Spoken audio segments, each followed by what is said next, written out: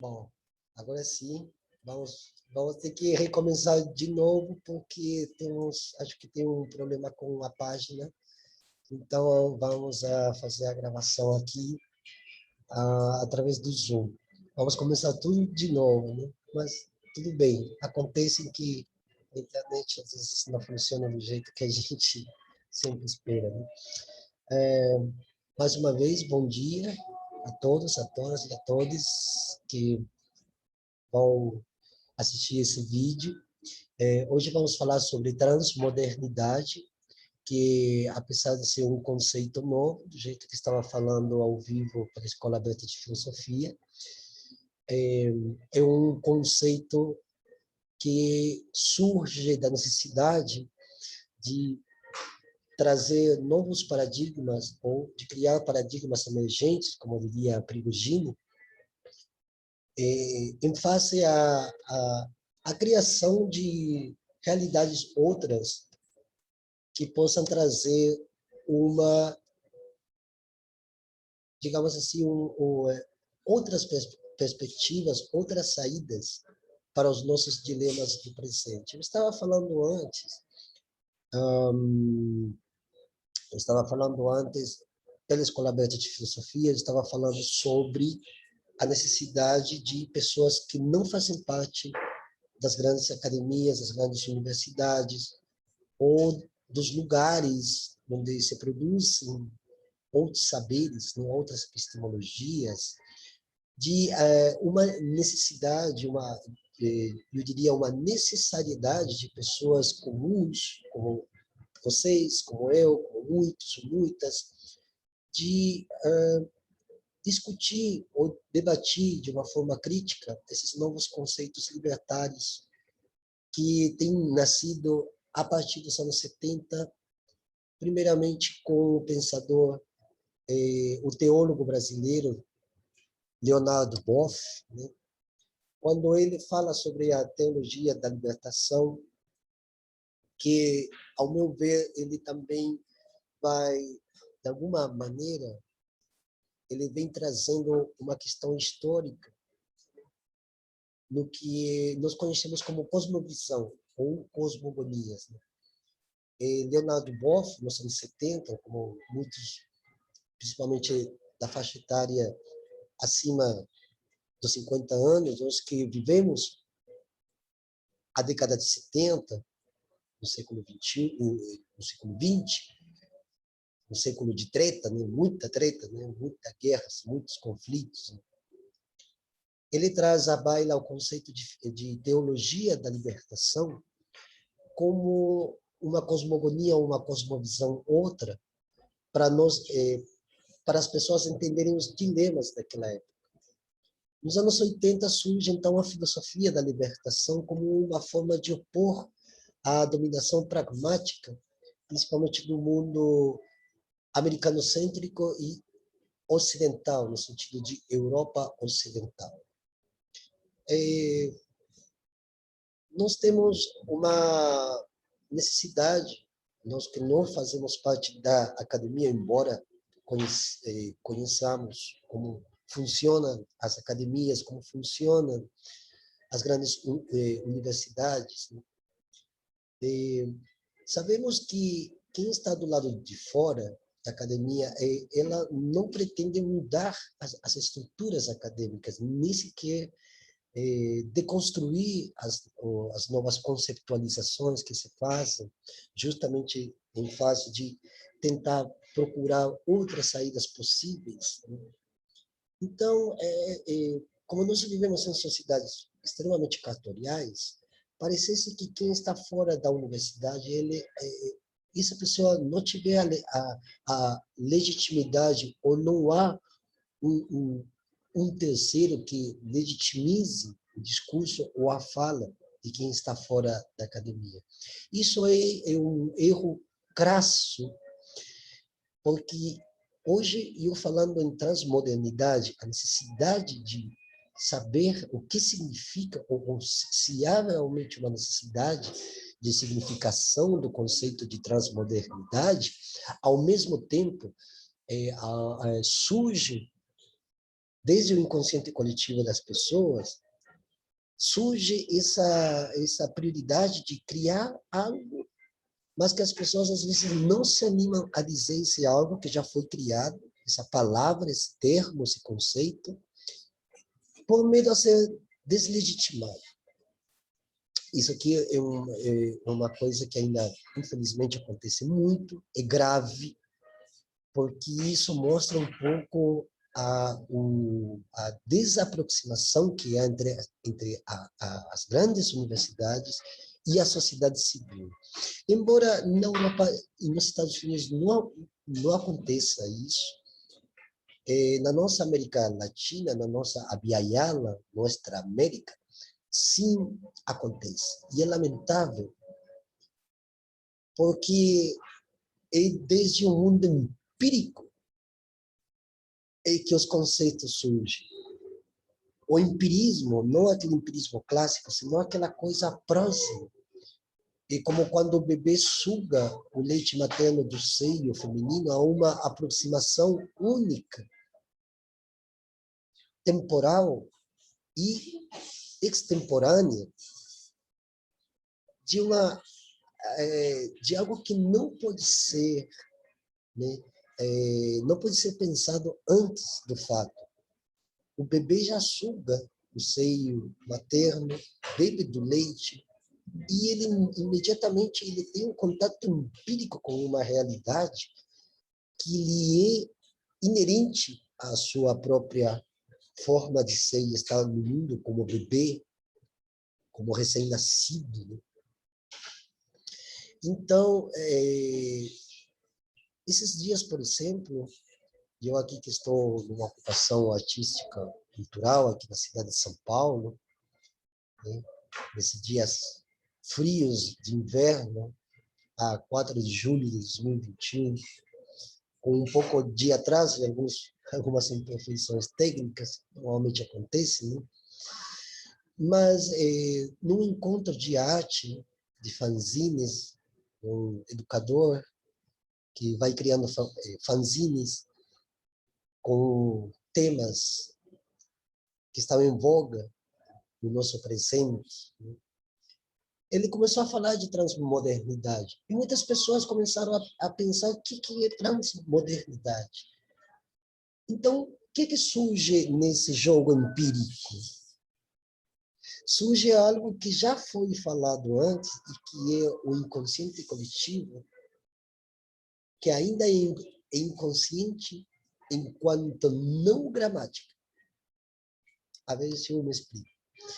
Se eu falar para vocês de transmodernidade, vocês podem pensar que o prefixo trans possa ter N quantidade de explicações ou de causas, de efeitos. Mas, às vezes, nem acontece isso. Acontece um certo reflexo espasmódico nas pessoas. Tipo, nossa, transmodernidade? Como assim? Peraí, a ver? E aí a pessoa começa a refletir, começa a pensar, ela começa a ver a realidade que lhe torna, e na memória cognitiva ou na memória episódica de cada pessoa, de cada ser, começa a fazer essa conexão, peraí, transmodernidade, modernidade, que era mesmo modernidade?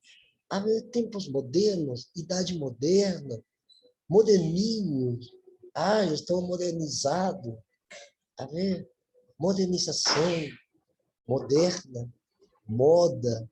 Então, é um jogo de palavras que, na medida em que o inconsciente coletivo vai se tornando consciente, parafraseando um pouco as teorias freudianas, mas aí você compreende que o bicho já estava na cabeça da pessoa e que faltou alguém gramatizá-lo e dramatizá-lo também, quizá, para que esse conceito, na mente das pessoas, no cognitivo delas, naquela questão físico-cerebral dos neurônios e tudo mais, fala assim, pô, que legal, transmodernidade. E além da modernidade, transformar a modernidade, transcender a modernidade, E isso, por exemplo, às vezes, nas grandes academias, não acontece isso. Tanto é que, por exemplo, aqui no Brasil, né, o conceito de transmodernidade, se bem existe, não há muitos papers que falem de uma forma mais aprofundada sobre.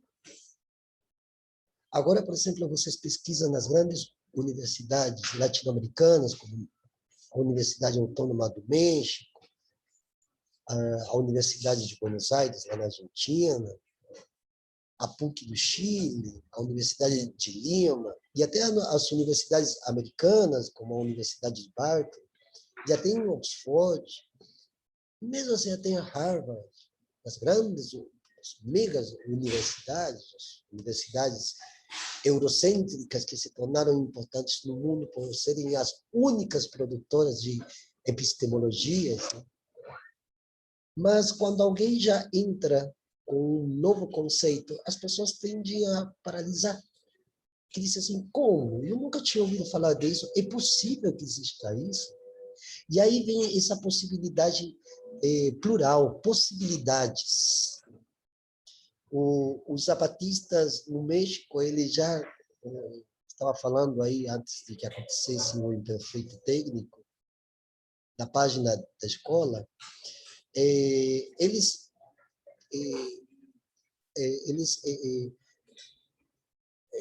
permitem que cada frase ela seja plural através de um conceito único que eles têm, que é trazido também de cosmogonias ancestrais, como é o conceito de comunidade. Neste caso, não sou eu que estou pensando, então, a transmodernidade. A palavra não é minha, senão é de todos vocês, é de todas as pessoas. Mesmo se eu saísse para a rua agora e perguntasse a cada transeunte que passa, oi, você já ouviu falar de transmodernidade? A pessoa pode dizer, não, mas, peraí, transmodernidade? Como assim?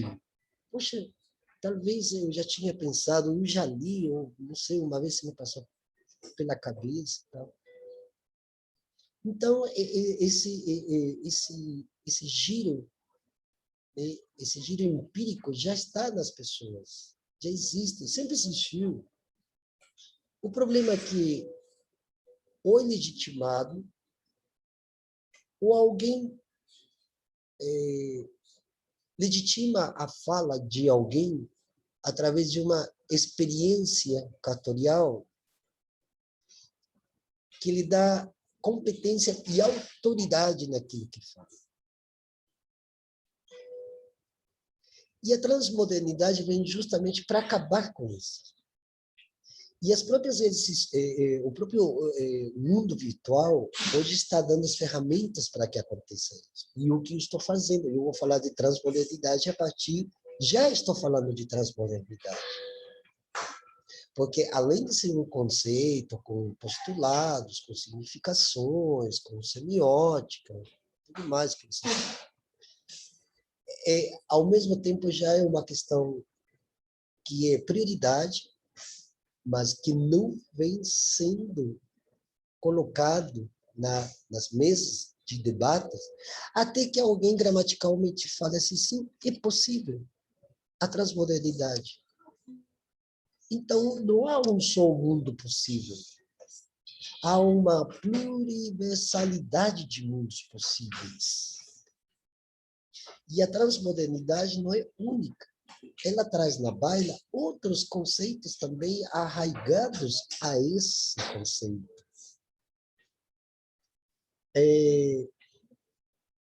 Para começar a transmodernidade, nós teríamos que tirar o prefixos trans e remontarmos o conceito de modernidade, que foi trazido pelo homem europeu dos séculos XV e XVI, que chegou aqui na América Latina, Abya Yala,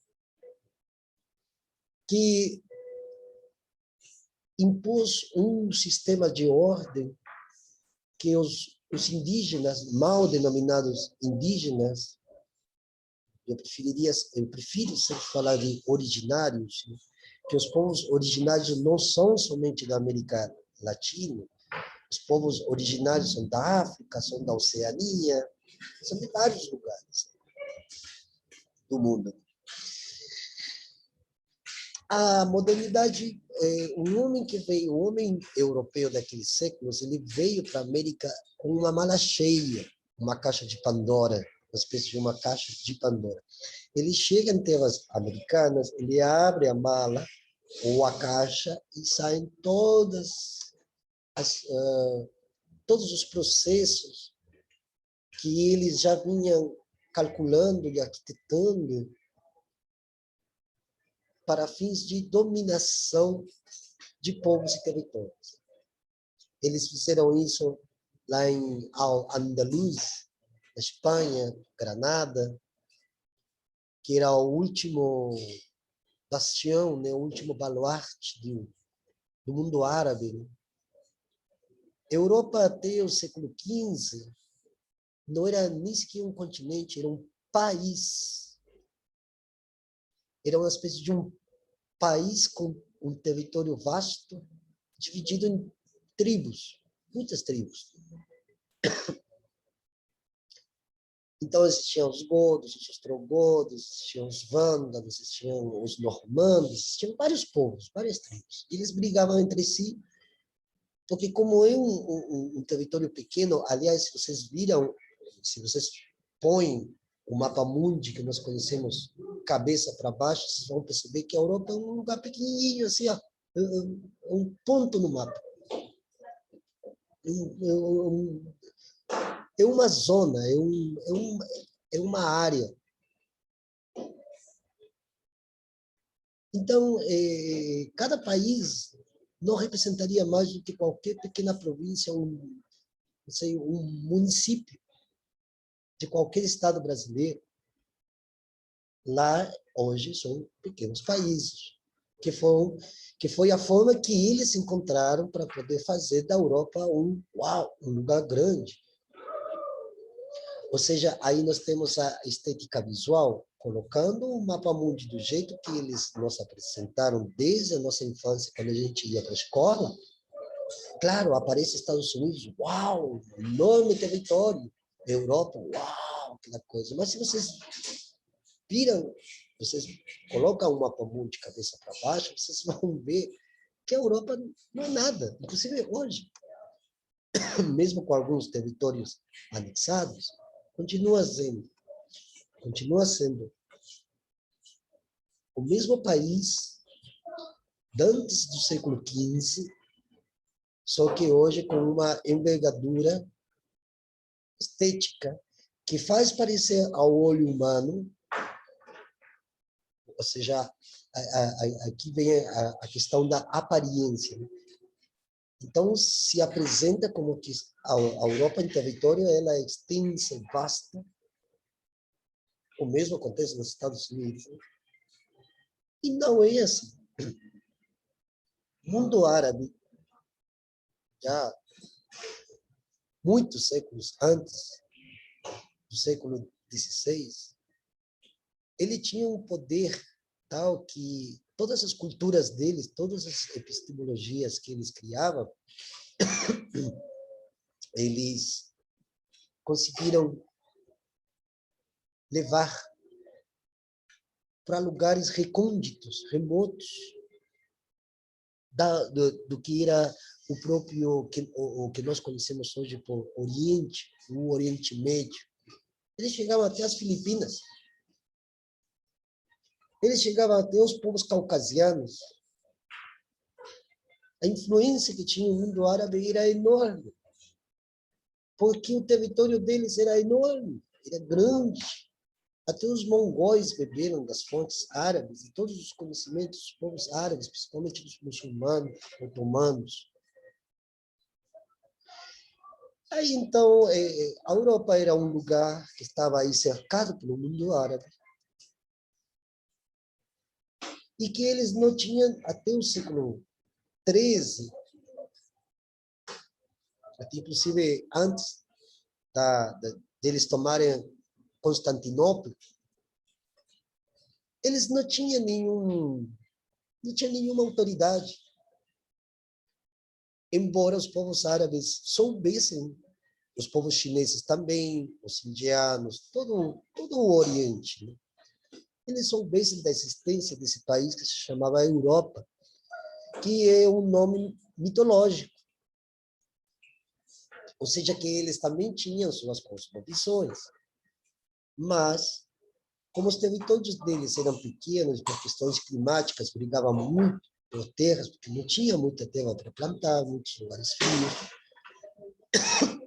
Esses povos foram cada vez mais se aproximando do mundo árabe, cada vez mais conquistando mais e mais terras, para eles poderem se desenvolverem. E aí surge a modernidade. Por que modernidade? Se vocês assistem o filme do Charles Chaplin, Tempos Modernos, o próprio título do filme do Charles Chaplin fala de conceitos de temporalidade, de modernidade. Mas a modernidade ela se baseia numa questão muito simples, que é a questão da tecnologia. Tudo que Chaplin apresenta nesse filme é o conceito de modernidade através de elementos. Os parafusos, as porcas, uma andamiagem enorme para poder fabricar ferramentas, peças, equipamentos, sei lá, e que precisava da mão de obra humana. Só que essa mão de obra humana tinha que se transformar também numa forma mecanizada de produção, que é, inclusive, uma das coisas que o homem europeu trouxe na sua mala, nessa mala cheia, que eles vieram para cá de mala cheia, né? Que é justamente a incorporação da mecanização da natureza, que já foi falado, foi escrito por Descartes em 1536, e que de alguma forma tinha que transformar o ser humano também numa coisa, num objeto. Essa mecanização do ser humano, inclusive a visão mecanizada que se tem, inclusive, da própria anatomia humana e da anatomia dos bichos, também teve esse viés mecanizado. Só que para mecanizar um ser humano, mecanizar outro ser humano, ele precisa de um fundamento. E esse fundamento tinha que ser pensado desde o ponto de vista de um conhecimento, de uma epistemologia unânime, único, ou seja, o único. Se eu sou, logo existo, se eu penso, logo existo, o eu é o ponto inicial, gramatical, da mecanização do mundo. Se Descartes tivesse dito, nós somos, nós pensamos, logo existimos, automaticamente o eu desaparece. Mas quando ele diz, eu penso, logo existo, ego cogito sum, ele imediatamente mecaniza a vida. É o que se fala do espírito absoluto. Se existe um espírito absoluto que diz que ele é o único que pode ter domínio sobre os outros a partir de uma questão que ele se destina a ser quem pensa a realidade. Eu penso a realidade, logo, como eu penso, os outros devem se adequar ou se subalternizarem com o pensamento de quem promove um discurso único. E o que demonstra Charles Chaplin naquele filme, que parece muito engraçado, mas não é engraçado. Uma das coisas que pouco se fala, por exemplo, é a implicância que teve a questão cartesiana da divisão homem-natureza. Porque existe a res cogitans e a res extens, que são as coisas que estão fora do nosso corpo. Então, eu vejo uma árvore e digo, essa árvore está lá. E eu estou aqui. Se essa árvore está lá e não faz parte de mim, quer dizer que com essa árvore eu posso fazer o que bem eu quiser. Porque ela não faz parte de mim, ela não vai me afetar.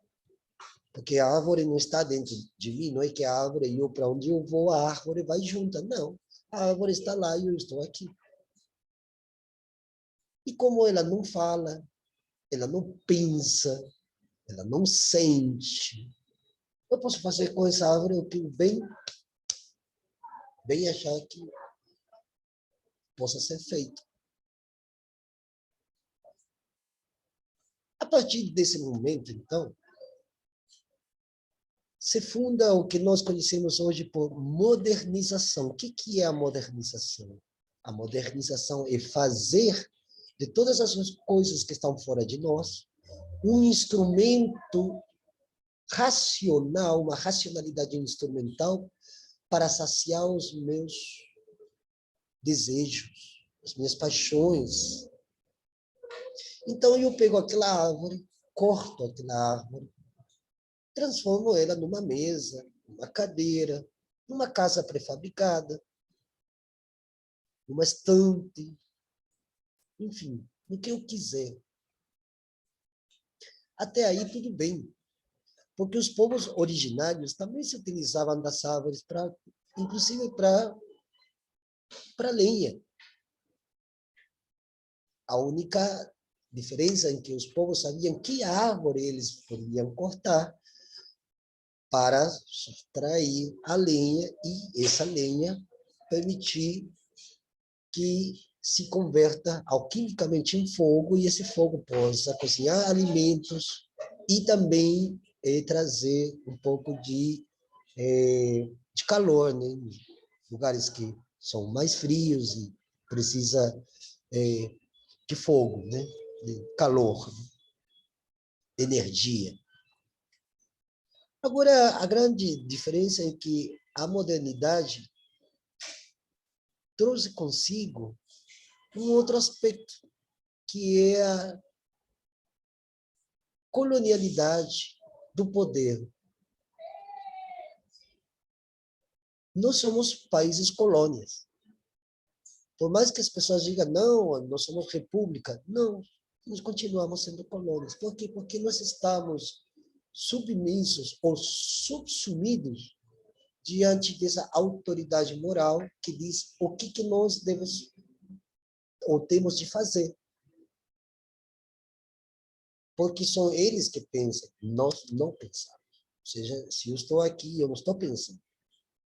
Embora eu saiba que eu esteja pensando e que o termo transmodernidade é justamente para abrir outras portas e janelas. Só que nós não pensamos. Quem pensam são os homens que estão lá, na Europa, nos Estados Unidos e até no Japão. E se dá mole também na China.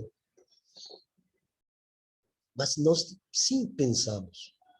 E como nós pensamos? Nós pensamos a partir dessa árvore.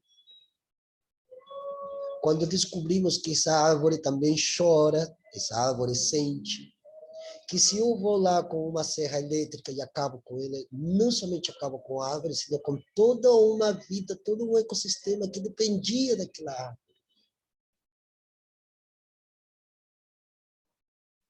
Isso é um conhecimento que já traziam todos os povos do mundo, os povos ancestrais já sabiam disso.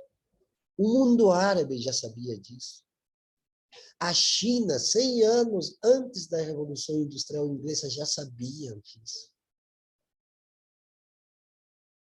Mas tinha que alguém negar essa possibilidade para poder dominar povos e territórios.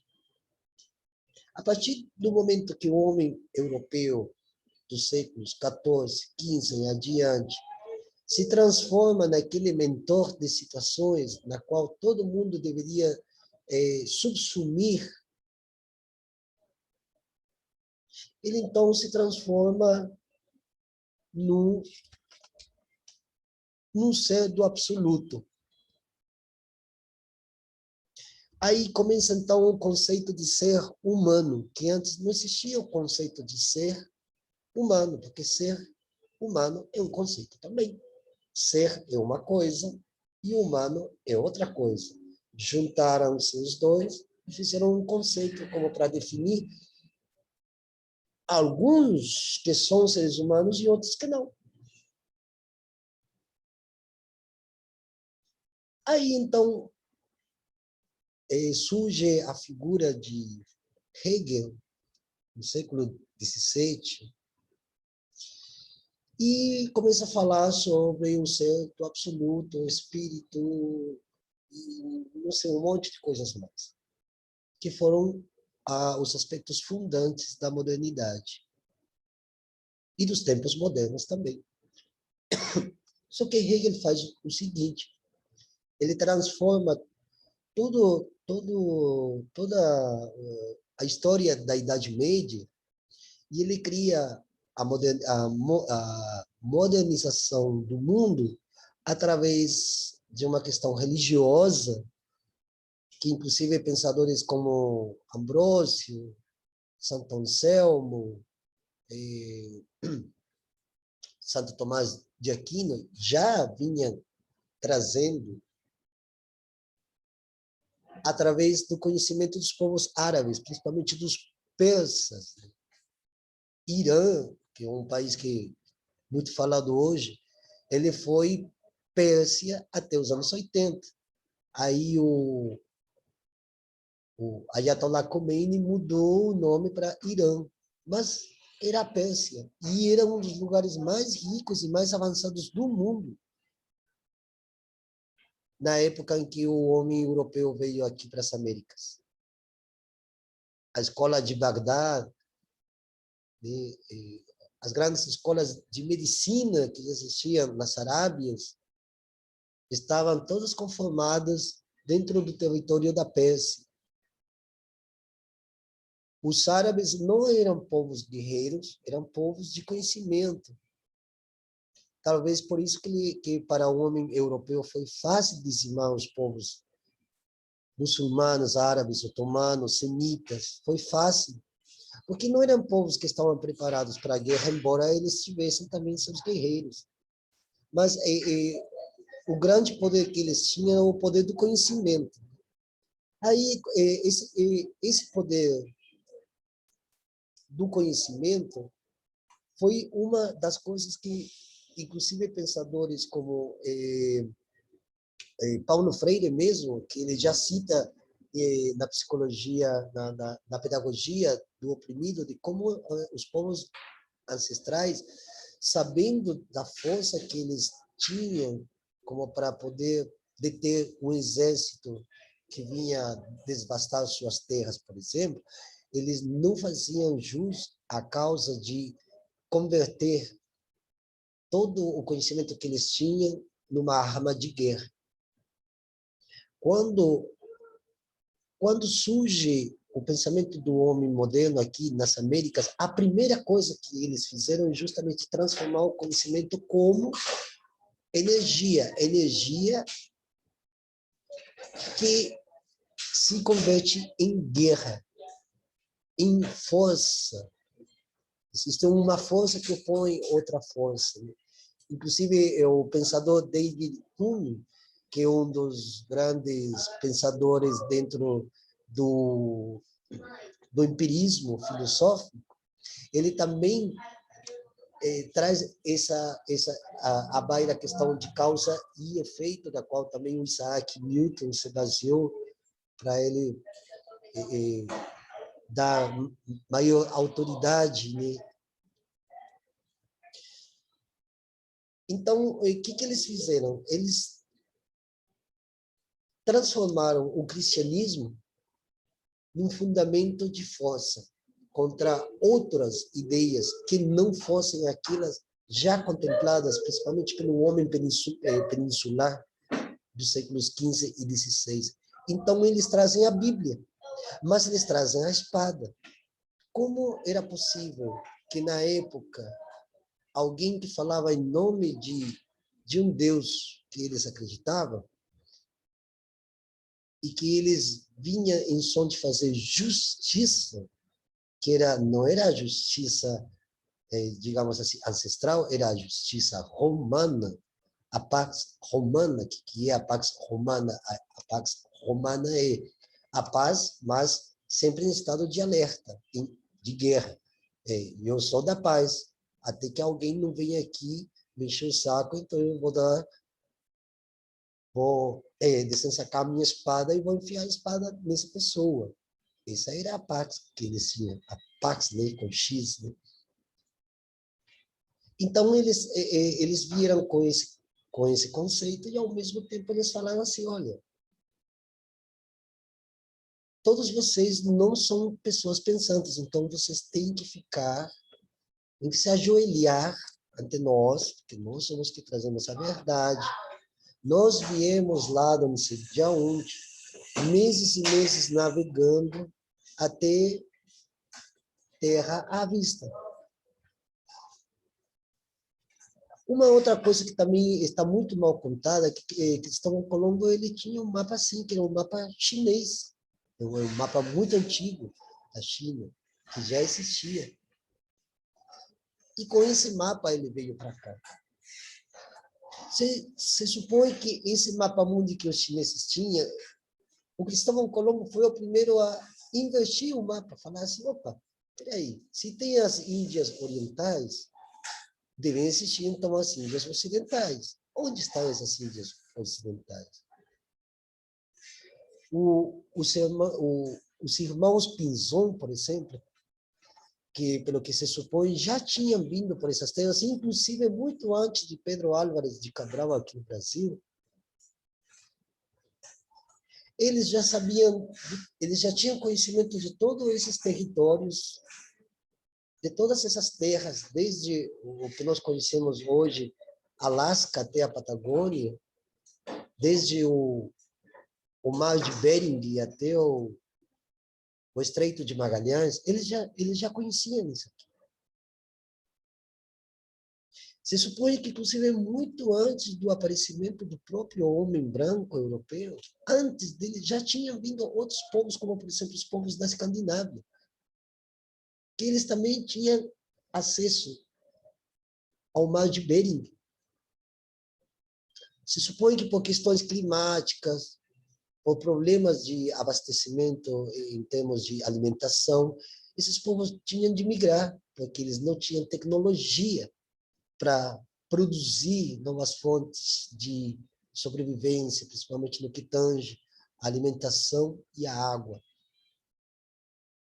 E, então, isso é uma coisa que primordial para pensar que se o homem não tinha as técnicas necessárias para produzir alimentos, ele não tinha como ficar numa região, já seja porque era muito gelo, porque era muito frio, porque, sei lá, um monte de fatores climáticos que influenciavam a necessidade das pessoas migrarem para outros lugares.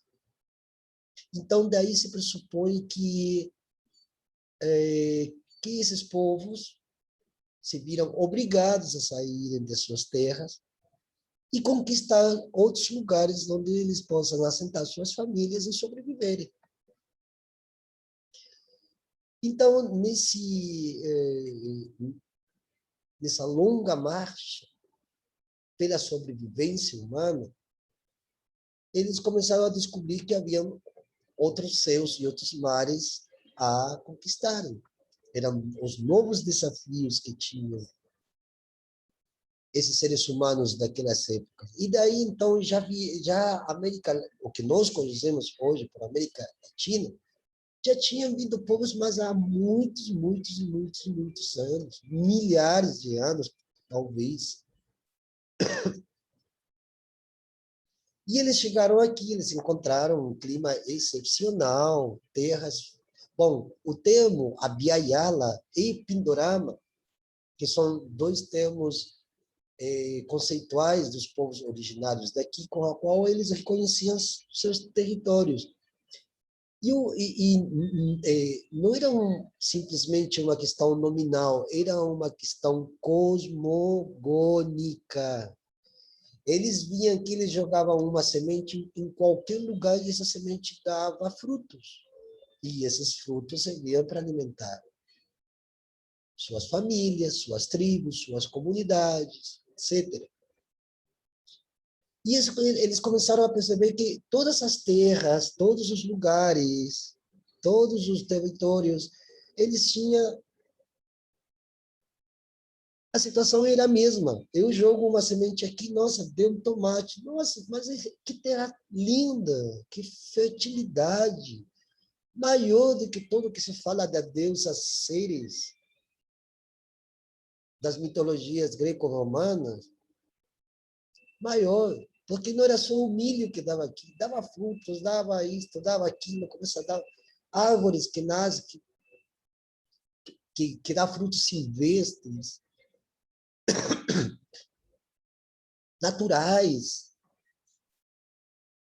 E eles começaram a perceber que em todos os lugares era a mesma coisa, claro, com algumas diferenças também geográficas, topográficas. Mas mesmo assim, até nos lugares de 2.000 metros de altura também dá algo para comer. Então, porque a necessidade do ser humano é comer e beber. Bom, aqui tem água, jogo uma semente e dá frutos, eu vou ficar aqui. Para onde que eu vou ir?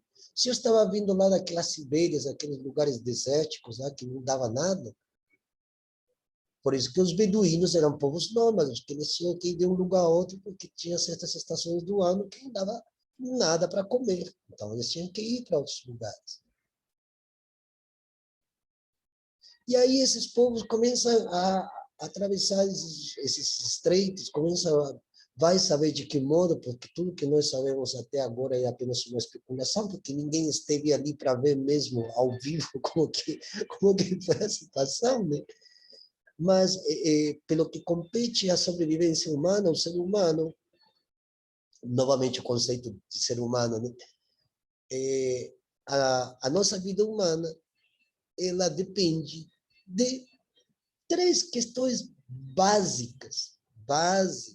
Alimentação, água e abrigo.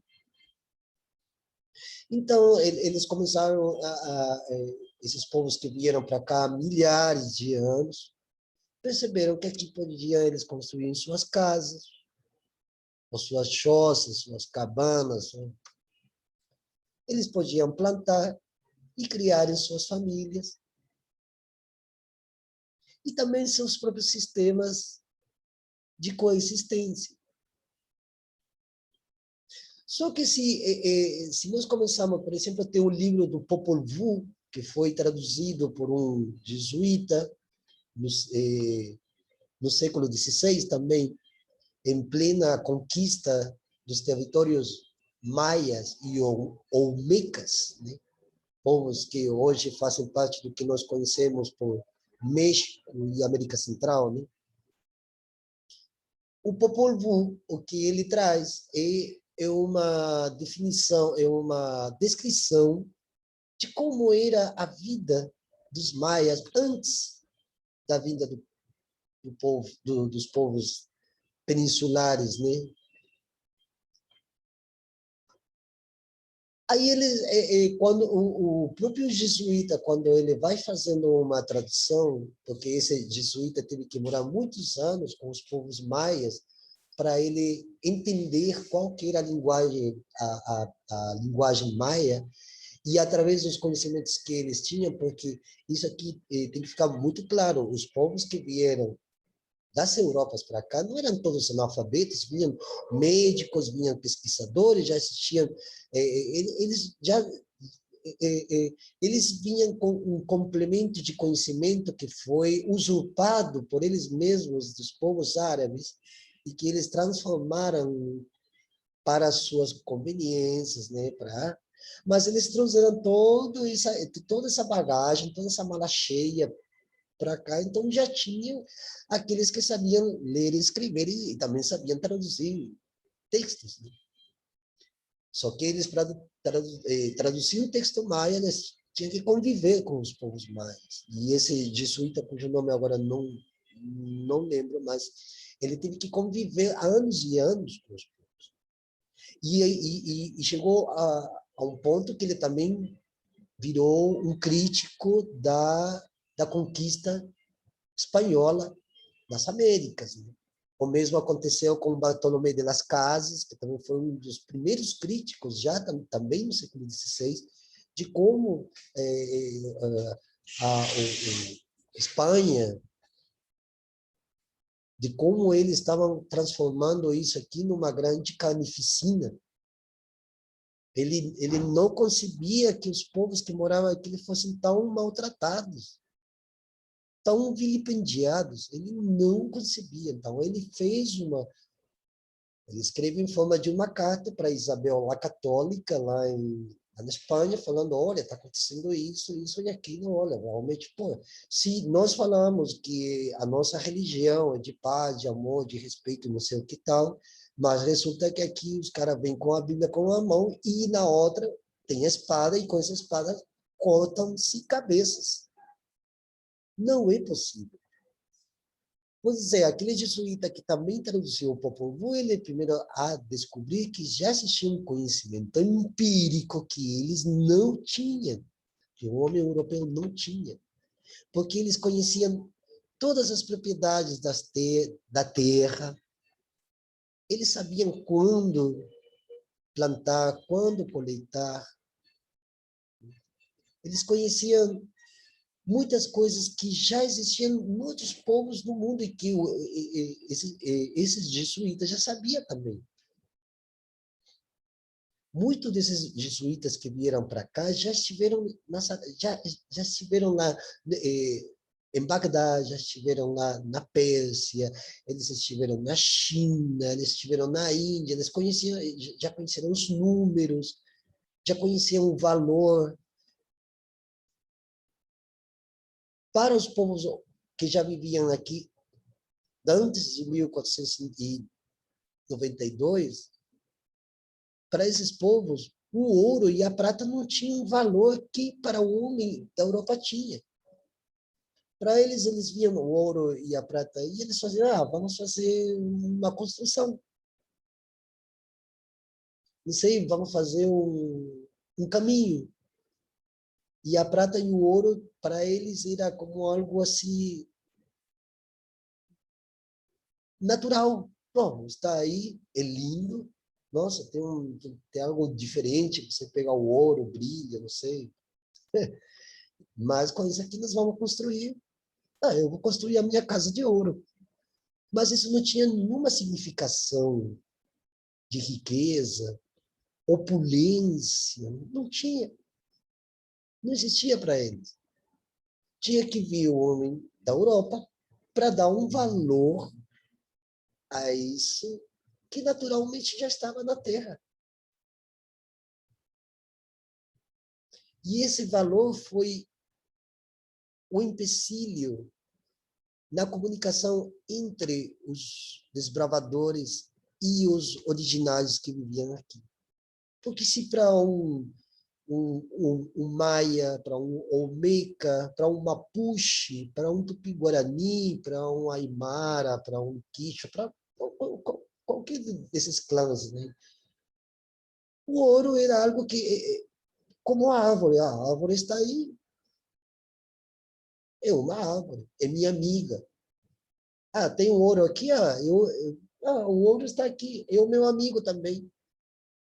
Tem prata aqui, minha amiga também. tem uma formiga aí.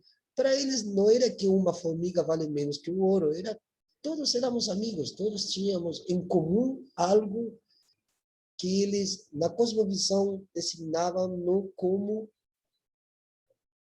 parte de um todo, que inclusive isso já existe na África com o termo Ubuntu, que é de difícil tradução tanto para o espanhol quanto para o português.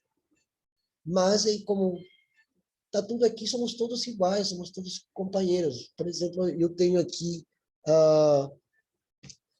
uma agenda de anotações. É meu companheiro, está junto comigo. Faz parte também de mim, e eu faço parte dele também. Aqui tem uma cadeira, aqui tem... Mas, o que acontece? Descartes, quando escreve o discurso do método, ele então começa a fazer uma separação daquilo que pensa, daquilo que não pensa. É um reprise do pensamento de Parmênides, daquela coisa de que o ser é, o não ser não é. Então, hoje, eu vejo isso aqui não faz parte de mim. Eu estou fazendo uso disso aqui para os meus desejos. O meu desejo, ou a minha vontade, é escrever. Bom, então eu me utilizo dessa agenda e eu escrevo. Depois, quando eu não preciso mais, jogo fora. Não faz parte de mim. Então, isso aí está implícito o termo extensa, aquilo que está fora de mim, que não faz parte de mim, que eu posso pegar ele quando a minha vontade, ou o meu desejo vier à tona, então eu faço uso dele para saciar, preencher esse vazio das coisas. E aí, então, começa o grande holocausto chamado genocídio epistemicídio. Isso acontece também na África, isso acontece também na Ásia. Nos 5 séculos seguintes, vão cada vez mais pensadores, homens, todos homens, começam a cada vez mais fossilizar as primeiras ideias que eles tinham em relação a o que hoje nós conhecemos como sistema político. Então, eles trazem dos gregos aquela coisa de animal político, o zoon politikon. Aí vem Hegel, cria todo um fundamento em relação a isso. Aí vem Kant, aí vem os empiristas, os idealistas, até chegarmos na era do iluminismo. Aí vem Thomas Hobbes, que fundamenta a questão do Estado moderno. Aí vem Rousseau, que também é contractualista e que também funda uma visão outra do Estado moderno. Já aí surge o termo sociedade. Nós somos sócios, vivemos em sociedade, embora eu não tenha nenhuma sintonia com o pensamento do meu sócio, mas tem uma coisa que nos une, que pode ser essa mesma agenda. Mas eu não tenho nenhuma afinidade com essa pessoa, a não ser através de um objeto, de uma coisa. Esse objeto que liga esse ser que está lá com o meu ser. Então, a única conveniência que eu tenho com essa pessoa é por causa disso aqui, porque ele fabrica, porque ele vende, porque ele entrega a domicílio, porque, sei lá, um monte de coisa. Logo que ele me serve, então ele traz essa agenda para mim. Suponhamos que eu peço essa agenda pela Amazon e vem um cara aqui e entrega aqui onde eu estou morando. Então ele entrega para mim. Ah, já, tudo bem, não sei o quê, bom dia, boa tarde, não sei o que tal, não sei o que, depois que ele entrega, bom, tchau, vai embora porque tu não me interessas mais.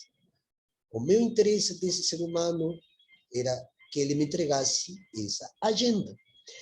Para que aconteça todo esse processo, alguém pensou essa realidade. Como posso fazer que um ser humano seja apenas um instrumento de uso para a conveniência, o desejo ou a vontade de outro ser humano? Bom, eu vou abrir uma fábrica de agendas.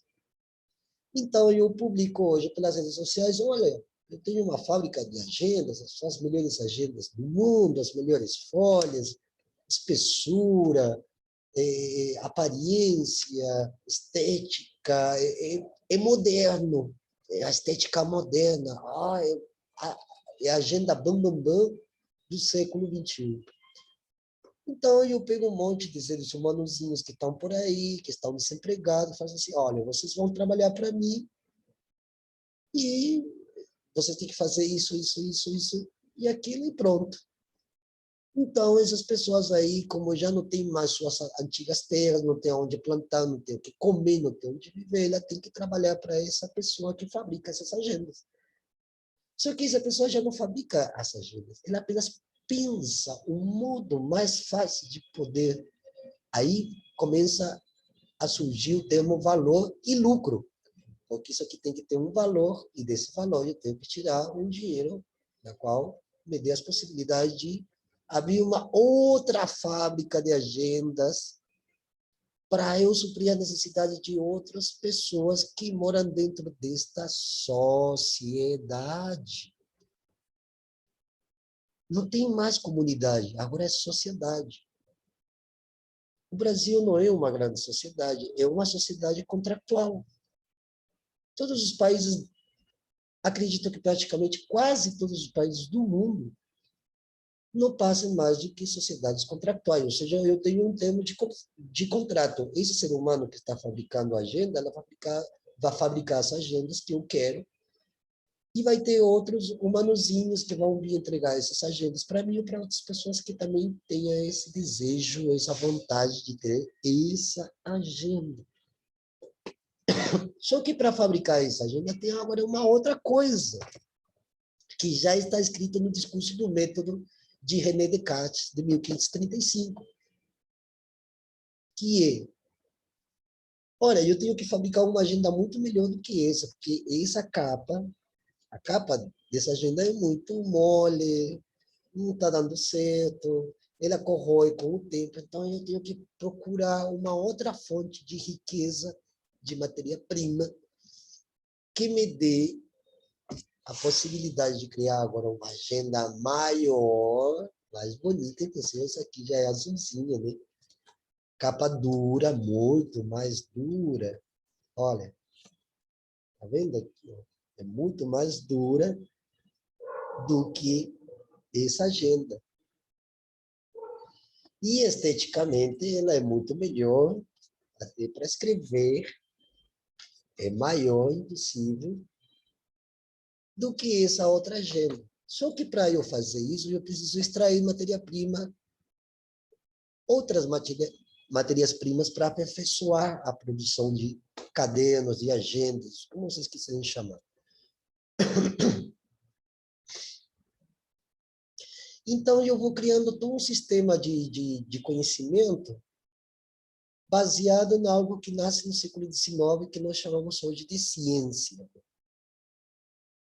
E aí vem vários termos alemães que definem ciência de ciência, ou seja, há dois tipos de ciência.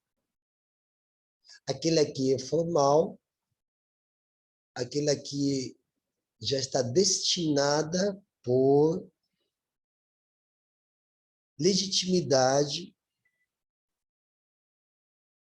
para que outras pessoas acreditem que realmente o cara que fabrica esta agenda é o bambambam bam, bam dessa agenda. É uma agenda mais moderna ainda do que a outra, que também é moderna. Né? Esse que é o mais engraçado. Né? Então, o que acontece aí? Chegamos a um ponto E onde hoje realmente a situação está catastrófica, porque 5 séculos de destruição e saques de riqueza, pelo fato de ver que tudo isso é uma coisa, e como está fora de mim, ela não vai me afetar em nada. Eu posso extrair todo o petróleo do mundo, não vai acontecer nada. Só que hoje nós estamos numa crise ecológica jamais antes vista na história da humanidade, fruto de uma péssima forma de metodologizar o mundo segundo algo que a gente nem sequer pode tocar como é o desejo. Ninguém vem aqui, ó, isso aqui é um desejo, ó. Não. Desejo é algo próximo disso que se chama espírito absoluto que Hegel criou a partir daquele livro que se chama Fenomenologia do Espírito.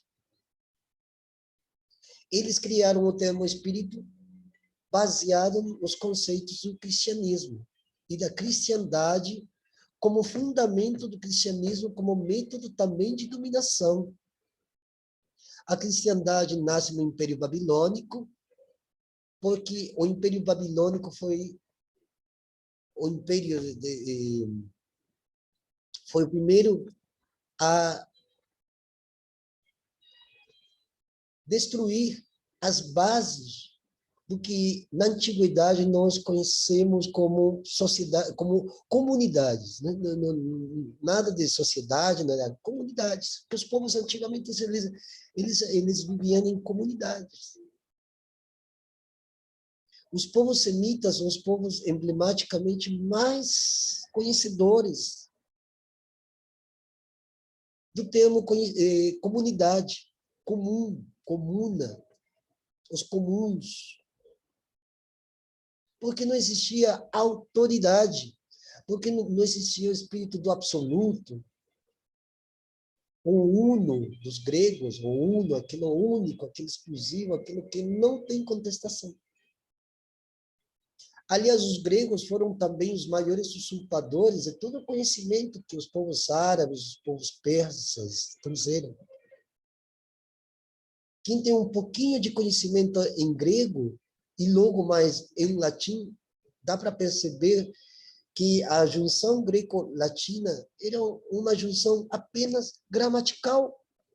Não existia nada que realmente fosse condescendente com algo, com o registro de uma comunidade, como era até antes, inclusive quando eram as Hélades, né? Que ainda existia a comunidade como único reflexo de convivência e coexistência humanas. Então, eles, o cristianismo mais primitivo, por falar assim, trazia a baila da realidade, era que não havia um uno, ou dois, três, éramos uma comunidade, porque eles falavam de nós outros, como no espanhol. Não existia o eu, ou ele, ela, o, a. Não existia o feminino, não existia o masculino, não existia o um, dois, três, éramos nós, todos, todas, todos. E não era também essa tal de horizontalidade, porque o termo horizonte já exemplifica algo que está muito além de nós, o que fica difícil apenas perceber que há algo muito além de nós. Eles não tinham nenhum desses conceitos, porque não existia essa gramática de dominação. Hoje, o que nós temos é uma gramática de dominação. Se eu não falo desse jeito, eu gostaria de falar de outro jeito, mas não tenho como, porque vocês não vão entender o que eu quero dizer. Então, eu estou obrigado a falar desse jeito, utilizando de conceitos e palavras que já foram imbuídas na minha mente, que foram induzidas. Né? e logo mais introjetadas. Então, toda a modernidade ela se situa justamente nesse paradigma da dominação através da palavra, do conceito e da força que compele a que os outros criem dentro da sua cabeça o termo de autoridade. Ah, não, eles têm autoridade. Então, infelizmente, todas as universidades hoje, elas estão repetindo a mesma coisa. Quando Lyotard, o pensador francês, fala de pós-colonialidade, ele está repetindo tudo o que já o homem europeu fez até hoje. Se eu falar de pós-modernidade, de pós-colonialidade, de pós isso, pós aquilo, pós-pandemia, agora as pessoas estão falando de pós-pandemia. Um termo raso. Porque ao falar de pós-pandemia, é a existência da pandemia ainda no futuro por outras vias. Então, eu teria que estar falando de algo, não, fim da pandemia, mas não vai existir o fim da pandemia, então vamos falar de transpandemia. Ao transcender isso, ao fazer o pulo do cavalo, eu já estou automaticamente negando a existência disso. Quando eu falo de transmodernidade, eu estou indo muito além, porque eu já estou negando tudo aquele legado que ficou até hoje, não apenas em termos físicos, como também metafísicos. Acaba. E é um conteúdo que é para ser preenchido de significação. Não é porque eu estou falando isso aqui agora, pronto, isso é transmodernidade. Não, falta muito ainda. Aliás, é uma coisa assim que, se a gente for perceber,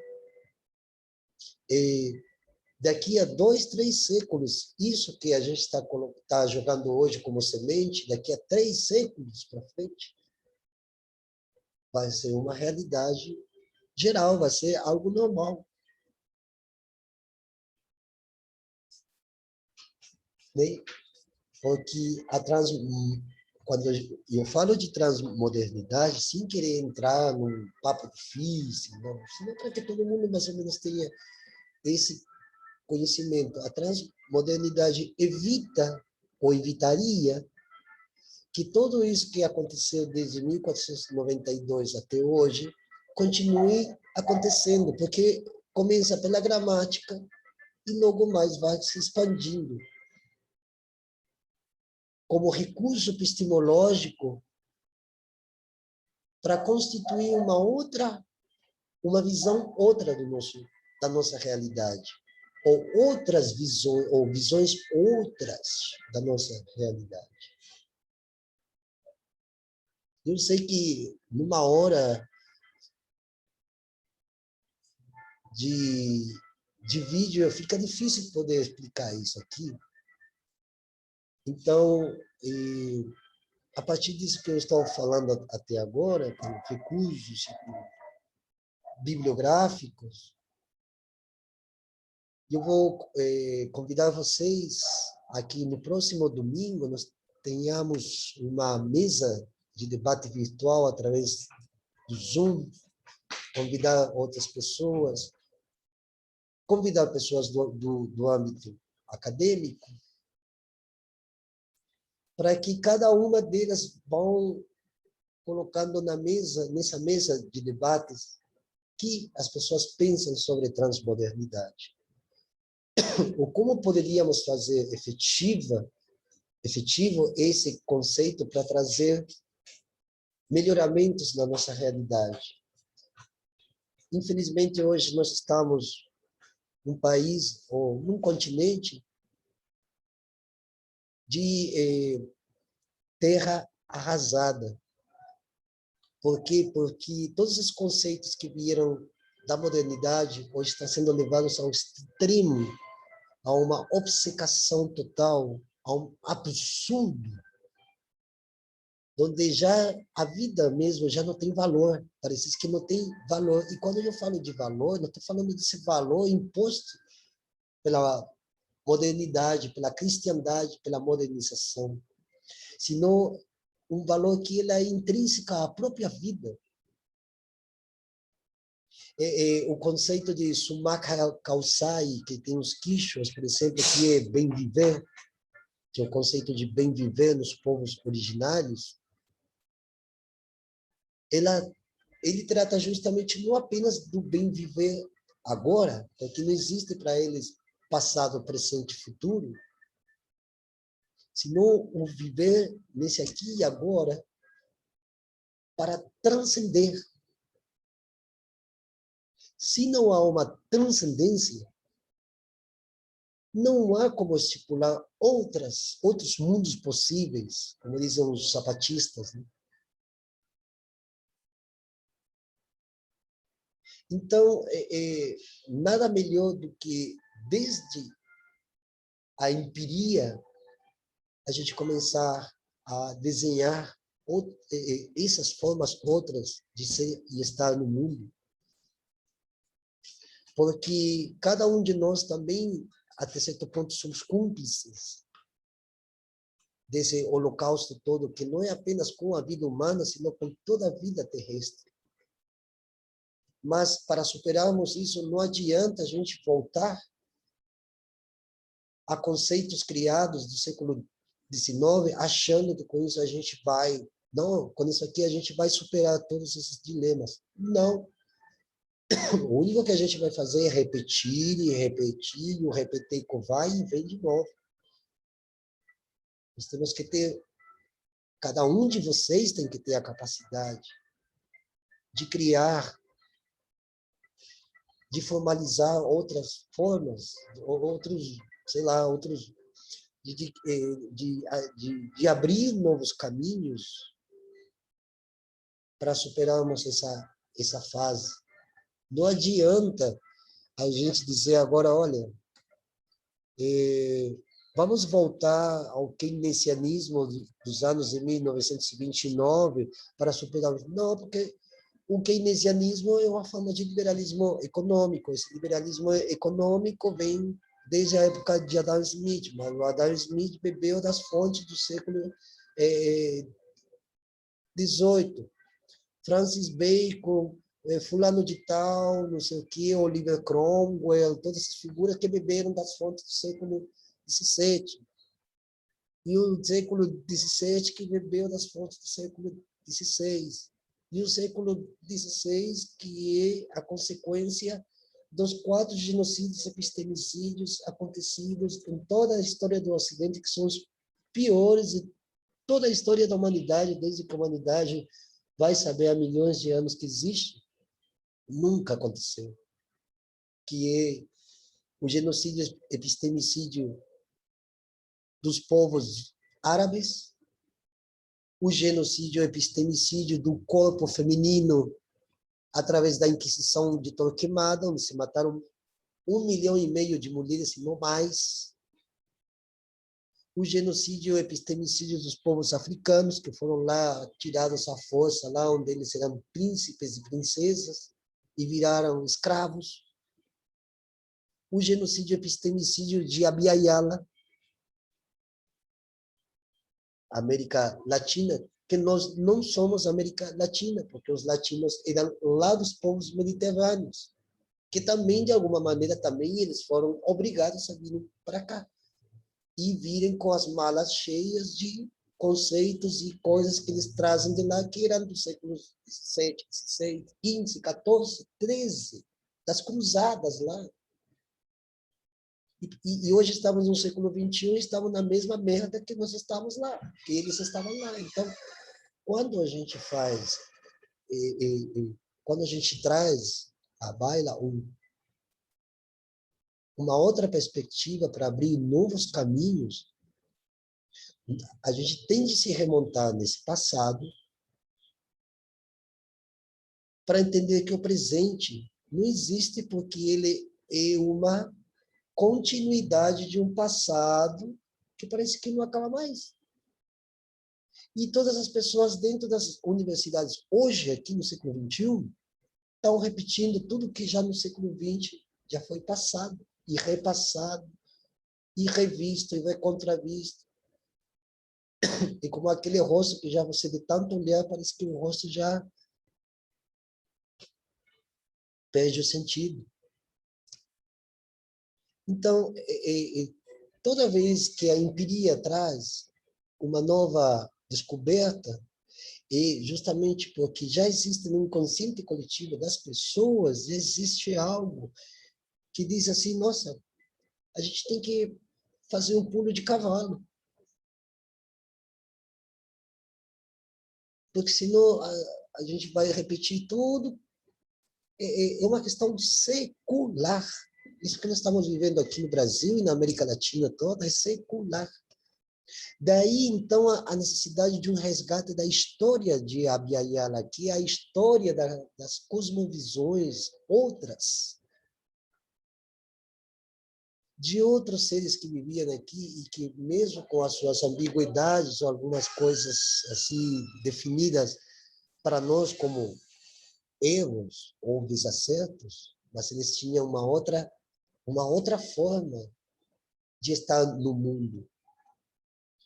Nós vivemos, infelizmente, numa das sociedades mais individualistas e egoístas que possam haver, por uma indução própria da política moderna que nasce com Thomas Hobbes. E quando Hobbes diz o homem é o lobo do homem, que o homem é egoísta, que o homem é isso, sempre jogando o homem, porque ele não fala da mulher, obviamente.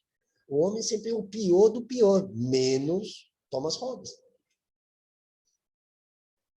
Então, ele funda o Estado moderno através de um quesito que se chama dominação.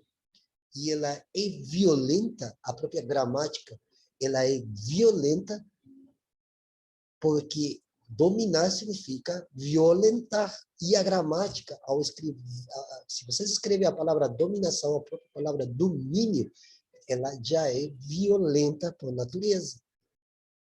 E são palavras que vêm definir, inclusive, todo o sistema jurídico, porque esse sistema jurídico está atrelado ao latim, que é uma língua já feita para conceber um sistema de justiça na qual a autoridade definida é a única que pode dizer o que é daquilo que não é justo.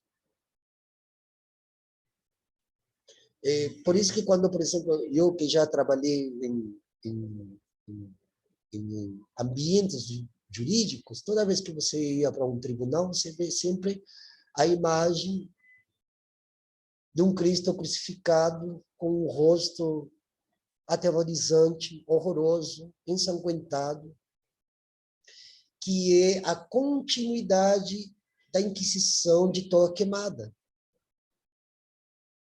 Porque ele se justifica através da tortura e da crucifixão de Jesus Cristo, ele justifica a tortura de Torquemada, desses milhões e meio de mulheres que foram jogadas na fogueira, e homens também, e homossexuais, e gatos.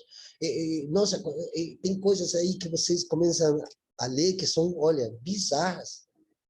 Tinha uma época que nos tribunais de justiça da França, da Inglaterra, até uma pedra era condenada. Se alguém morreu por causa de uma pedrada na cabeça, a condenada era pedra. Ou seja, olha só que coisa mais abstrusa. Aquele gato era negro, esse gato... Eles já existiam as fake news, né? Que é um conceito novo, mas que já vinha.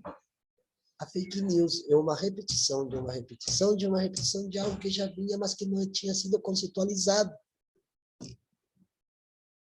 Mas eles inventaram, que essa mulher é bruxa, que aquele cara lá que chama é satânico, o gato negro. Corujas, até as corujas foram queimadas. As corujas eram acusadas de sei lá que coisa. Bom, fogueira.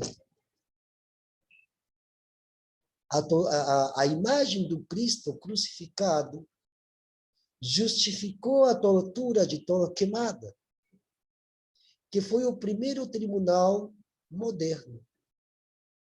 Ou seja, começa a Idade... É a única vez em toda a história da humanidade que se cria um tribunal baseado justamente na imagem de um Cristo torturado. Então, para justificar a tortura do próprio Cristo, que eles mesmos ajudaram a torturar e crucificar, através das leis de Ulpiano, Justiniano, todas essas figuras do universo jurídico romano, Torquemada vem dizer, bom, se é assim mesmo, então não vamos fundar um tribunal. E o tribunal vai ser assim, quem não estiver dentro dos conceitos que nós definimos como certo, todo mundo vai para a fogueira. Fudeu, né? E isso existe até hoje. Por que existe até hoje? Porque ninguém conseguiu fazer algo que dê esse pulo de cavalo, esse salto de cavalo, para transcender tudo isso. Então, as pessoas ficam repetindo o tempo todo as mesmas palavras, os mesmos discursos, os mesmos fundamentos, vão colocando um pouquinho mais de cor aqui, vão enfeitando o caco, para que pareça moderno.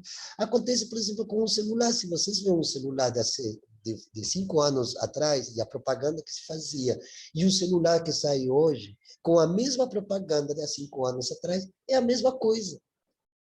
Isso acontece nas academias, nas universidades, no mundo jurídico, na economia política, na ciência, na espiritualidade, até na música, nas artes, na cultura, é uma repetição constante de algo que já vinha sendo planejado para ser desse modo. E que hoje, mesmo com as consequências mais nefastas e desastrosas, as pessoas continuam repetindo tudo isso. E pior ainda, quando é desde dentro dos lugares que se produz o conhecimento.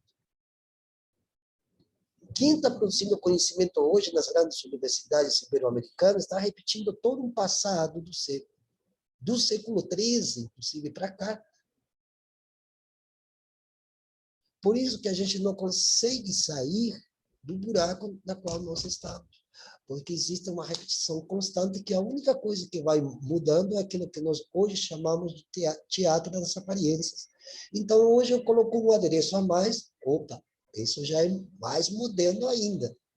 Mas eu falo de moderno, já estou repetindo toda uma situação que veio se alastrando de séculos e séculos até chegarmos a hoje. Mesmo eu falando em transmodernidade, de alguma forma, o próprio termo modernidade já vem ainda trazendo alguns estardalhaços daquilo tudo que já estava vindo sendo contemplado e, de alguma forma, sendo justificado. Mas, como não temos, dentro da gramática, principalmente nas nossas línguas peninsulares, saídas possíveis para uma mudança de leitura, nós temos que contentar-nos, por enquanto, com isso que nós temos. Agora, se a gente quer transcender essa modernidade, e já existe algo que chama-se transmodernidade, quer dizer que é possível acabar com a modernidade. Então, eu vou ter que construir uma outra ligação gramatical para a gente ir, inclusive, bem mais longe ainda do que a transmodernidade, porque a gente falando de transmodernidade e apagando esse histórico gramatical da modernidade, a gente anula completamente tudo o que foi definido como moderno ou não moderno. Isso aqui é um trabalho que as crianças de hoje já estão fazendo, que vão ser as futuras que vão jogar esse dardo cada vez mais longe. A gente aqui está colocando uma sementinha mínima, mínima, mínima, que a gente vai morrer e a gente não vai ver as consequências disso, mas sim temos a certeza que quanto mais nós, cada um de nós, comecemos a ter consciência real, uma consciência real do que está acontecendo, a gente possa ir cada vez mais longe em termos de conceitualização para poder, inclusive, dar esse pulo de cavalo. Só que para isso também nós precisamos de acabar com a legitimização dos saberes que são apenas conformados por aqueles grupos da modernidade e que foram fossilizados e cristalizados dentro da nossa realidade factual. Eu vou terminar por aqui. Vou convidar vocês para o próximo domingo. A gente tem uma mesa de debates através do Zoom. Eu vou fazer um convite, se vocês também quiserem fazer, convidar outras pessoas, e que a partir desta que foi definido, a gente possa, pelo menos, ver se há outras características ou outras formas de pensar o que eu estou chamando de pulo ou salto de cavalo para um além, mais, né? Algo melhor, para poder sairmos dessa tragédia que nós estamos vivendo. Porque, principalmente, o Brasil está vivendo uma tragédia que nunca foi vista em nenhum lugar do mundo, mesmo com esses genocídios, epistemicídios, que são os 4 de toda a história do Ocidente. Vou repetir: genocídio e epistemicídio na África, genocídio e epistemicídio contra as mulheres, genocídio e epistemicídio contra os árabes e genocídio e epistemicídio contra os povos de Abya-Yala. Então, como nós estamos vivendo um período realmente de algo que, olha, secularmente vai muito além desses genocídios e epistemicídios acontecidos, a primeira coisa que nós temos de fazer é uma crítica à subjetividade moderna, à nossa forma de ser e estar no mundo, nossas atitudes diárias, que se constituem como uma repetição de uma repetição de uma repetição de algo que já veio historicamente conformado para ser desse jeito que está sendo até agora. Então, eu vos convido para o próximo domingo criar uma mesa de debates e, pouco a pouco, a gente ir definindo novos rumos, inclusive a partir da nossa vida individual, se é que exista vida individual, né? Mas, pelo menos, para ver se nós podemos pensar de forma comum, comunitária, juntando pessoas das universidades e da comunidade civil, da sociedade civil, e propor alcances e envergaduras maiores para sairmos desse encalço, né, atual. Eu agradeço a todos vocês aí pela paciência que estão tendo aí para me ouvir. Isso aqui, como eu falei desde o início, é uma introdução, ou seja, que se a gente for falar mesmo de transmodernidade, a gente vai ter que falar agora de uma forma bem mais densa, bem mais espessa, né, com mais conteúdo, justamente para preencher de conteúdo esse termo transmodernidade, que inclusive pode ser levado para as periferias, pode ser adaptado para o mundo da arte, da cultura, da estética, da filosofia, da ciência, da religião, da espiritualidade, da literatura, da música. Ou seja, se nós conseguimos fazer da transmodernidade, como já se está fazendo nos Estados Unidos, no México, na Argentina, na Bolívia, conseguir aqui fazer com que mais e cada vez mais pessoas se interessem pelo tema, talvez nós não tenhamos que esperar que certos grupos legitimados pela mídia, pelas universidades, nos deem a solução que nós precisamos. A solução tem que partir de cada um de nós e de forma comunitária. Senão, a gente vai passar mais 5 séculos lamentando esses regimes, essas formas nefastas de governar e de dominar, né? Bom dia para todos, todas e todos. Até o próximo domingo. Durante a semana eu colocarei esse link para que cada vez mais pessoas tenhamos acesso a eles. E também convidar todos vocês para uma mesa redonda para o próximo domingo, 10 horas da manhã. Bom, aqui eu mando saudações para Mateus, para Xana, o professor Marco Antônio Bin, que está aí, um grande abraço, amigo, grande professor, muito grande orientador, uma pessoa que eu adoro muito, o professor Fábio Ulanin, que também está aí, da São Judas, meu amigo Smith, aí, músico, muito bom músico, também envia um grande abraço, você que está lá no Capão Redondo. Eu tenho uma amiga minha que está aí no México, Lunita de Outubro, que vive na região de Chiapas, no México. Grande abraço também. Meu amigo Juan Sulca, que é da província de Salta, da República Argentina. Um grande abraço também. Walter Gomes Elifas, também da província de Salta. Um grande abraço também. Minha amiga Fernanda Weber da Silva, da cidade de Lajeado, do Rio Grande do Sul. Um grande beijo. Maravilhosa, ela me tem ensinado muito sobre questões ligadas ao universo afro-brasileiro, desde 2018, 2019, quando foi fundada a Escola Aberta de Filosofia, né? O seu companheiro Laércio, também queridíssimo, grandíssima pessoa, muito inteligente, também uma pessoa também muito à frente.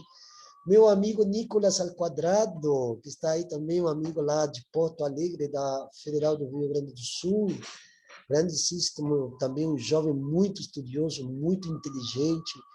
Meus amigos e amigas de São Paulo, Rosilei Poncilacqua, de Maringá, meu amigo Walter Macedo, daqui de São Paulo, né?